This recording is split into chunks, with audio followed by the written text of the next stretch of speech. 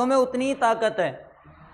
और उसने कहा मैं मानता हूं कि मेरी सेना तुम्हारी सेना से छोटी है, मैं ये भी मानता हूं कि अगर युद्ध हुआ तो मेरी सेना तुम्हारी सेना से हार जाएगी, लेकिन अगर तुमने चैलेंज ही दिया है और तुम हमारी अगर इंसल्ट ही कर रहे हो तो फिर क्यों ना युद्ध ही हो जाए। चलो मैं तुम्हें युद्ध के लिए ललकारता हूं। कानड़दे कहता है अलाउद्दीन खिलजी से। अलाउद्दीन खिलजी ने कहा ठीक है बता कहाँ युद्ध करना है। कानड़दे ने कहा आ जाना देख लेंगे। कहाँ आ जाना? सूकड़ी नदी के किनारे।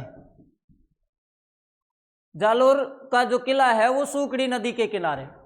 कानड़दे ने कहा ठीक है देख लेंगे, युद्ध करेंगे और आ जाना, कहते हुए और दरबार से आ गया। ये बात है पूरी फरिश्ता के अनुसार। बात आ गई होगी समझ में। फरिश्ता के अनुसार दिल्ली दरबार में अलाउद्दीन खिलजी के पास कौन गया था? आप कहोगे कानड़दे। ये तो थोड़ी बात थी क्रोध की। अब देखो क्रोध विरोध की बात छोड़ो और बात करते हैं प्रेम की। प्रेम इस दुनिया में शाश्वत है, पहले भी था, आज भी है, आगे भी रहेगा। प्रेम अंधा होता है, ये सारी बातें किताबों में लिखी हुई है। ठीक है, अब अपन बात करेंगे एक जो कवि है उसका लेखक है मुहणोत नैणसी।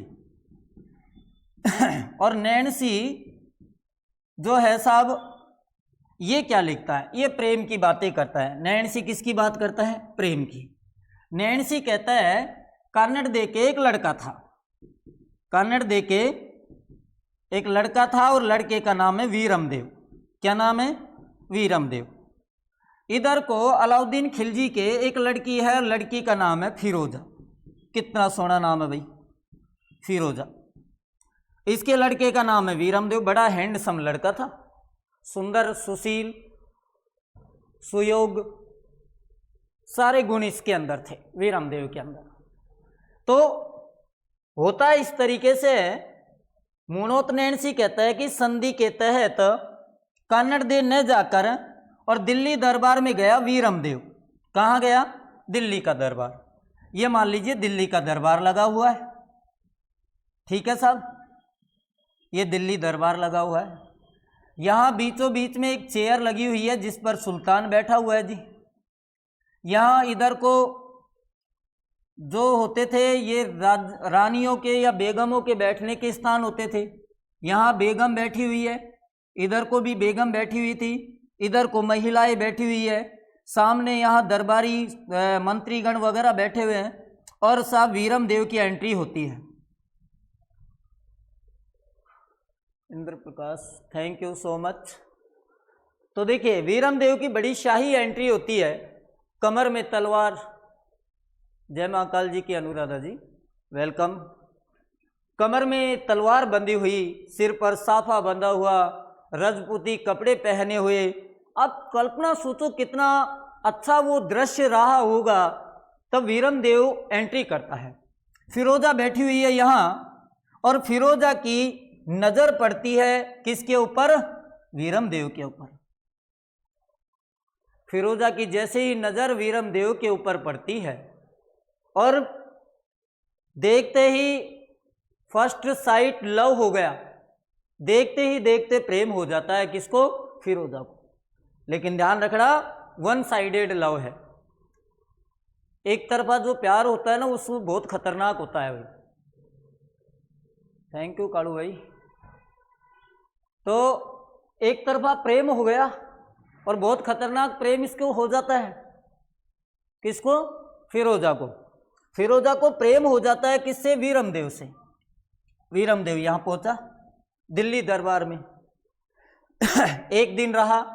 अब दूसरे दिन से सिलसिला शुरू हुआ और सिलसिला कुछ ऐसे शुरू हुआ कि फिरोजा सुबह और शाम अगर चाय पानी की किसी से पूछे तो सिर्फ वीरमदेव से। वीरमदेव ने ध्यान नहीं दिया और वीरमदेव ने ध्यान नहीं दिया इस बात के ऊपर। लेकिन फिरोजा जो है वो पूरी तरीके से डेडिकेट किसके लिए थी? वीरमदेव के लिए डेडिकेट थी। यहां तक भी बात ठीक है। एक दिन बीता, 2 दिन बीते, समय बीतता गया। समय जैसे ही बीतता गया, एक दिन वीरमदेव बगीचे में टहल रहा था। वीरमदेव कहाँ टहल रहा है? बगीचे में। बगीचे में टहल रहा है और इधर को आती है फिरोजा। फिरोजा आती है वीरम देव के पास में और फिरोजा वीरम देव से करती है अपने प्रेम का इजहार। वीरम देव से बोल दिया फिरोजा ने, आई लव यू। क्या बोल दिया? I love you. ठीक है भाई, फिरोजा ने वीरम देव को प्रपोज कर दिया।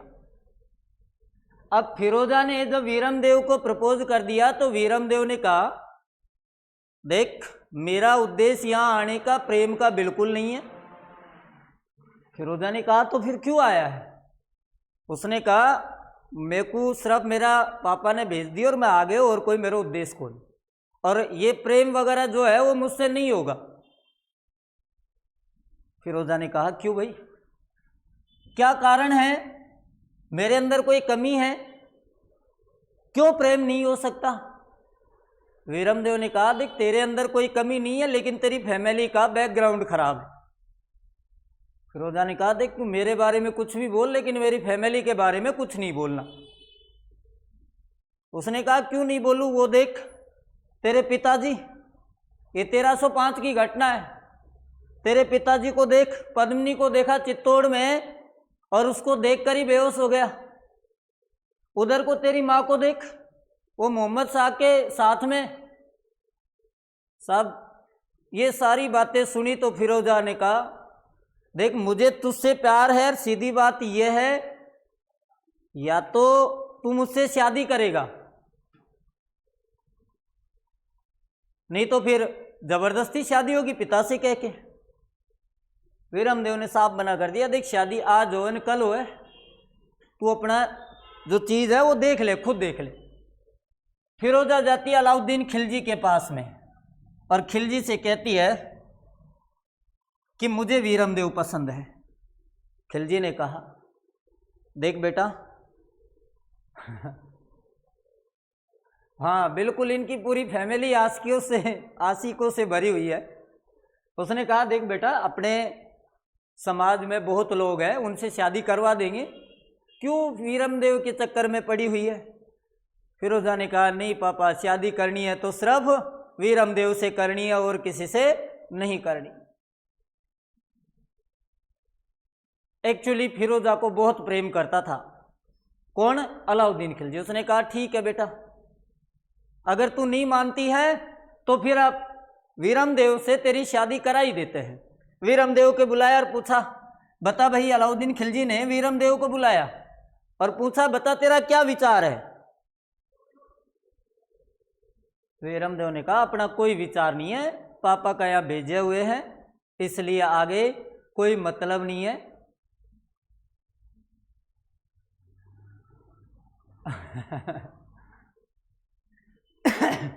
तो अलाउद्दीन खिलजी ने वीरम देव को एक ऑप्शन दिया, देख भाई तेरे पास रात रात का वक्त है, तू आराम से सोच ले, विचार कर ले, सुबह या तो हार या तलवार, दोनों में से एक चीज पसंद करनी होगी। शादी करेगा तो हार मिलेगा, नहीं करेगा तो तलवार मिलेगी, गर्दन कट जाएगी। वीरम देव ने सोचा, बड़ी मुसीबत आ गई, क्या किया जाए? वीरम देव अपने कमरे में प्रवेश करता है। अरे एक बार क्लास को तो शेयर कर दो, इतनी इंटरेस्टिंग चीज चल रही है। वीरम देव अपने कमरे में, महल में, जो महल इसको अलॉट कर रखा था गवर्नमेंट की तरह, उस महल में प्रवेश करता है। और महल में जैसे ही प्रवेश करता है, विचार करता है क्या करूं। रातों रात दिल्ली से हो गया फरार, ना हार ना तलवार, हो गया फरार। और कहाँ आ गया? जालोर।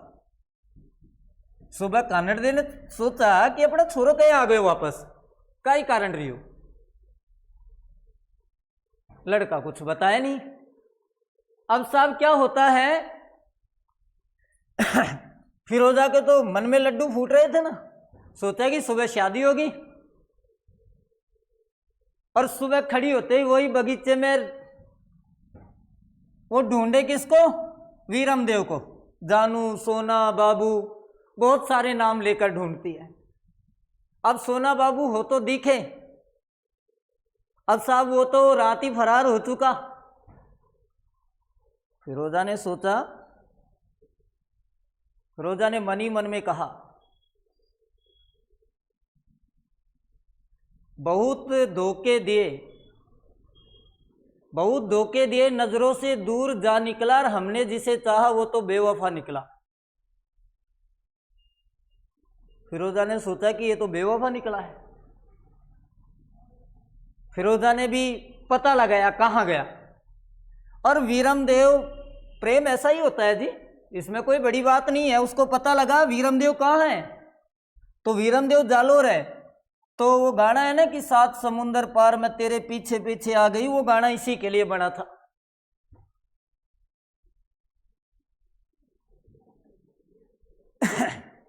और साहब वीरमदेव, फिरोजा आ गई इसके पास में, वीरमदेव के पास में, और यहां बैठा हुआ है कानड़ दे से कहा कि महाराज कुमावत, नमस्ते जी नमस्ते, कि महाराज मेरे साथ न्याय करो कि क्या बात हो गई कि मैं थारे लड़के से प्रेम करूं और वो जो है मुझे धोखा दे के आ गया। कानड़ दे ने सोचा ऐसी कौन सी बात है। अब कानड़ दे ने वीरमदेव को बुलाया, पूछा क्या बात है। उसने कहा देखो पापा, मैं इससे शादी नहीं कर सकता। एक तो आपको पता है कि ये हमारे समाज से नहीं है, दूसरी बात यह है कि इनकी फैमिली के बारे में तो तुमको पता है ही। कानड़ दे ने कहा बात तो ठीक कह रहा है छोरा भाई, फैमिली के बारे में तो मुझे भी पता है। कानड़ दे ने फिरोजा को समझाया, देख बेटा आजकल के लड़के हैं अपनी इच्छा से शादी करते हैं, माने तो माने नहीं माने, तू एक काम कर, तू भी वापस जा और अपनी इच्छा से कहीं और जगह शादी कर।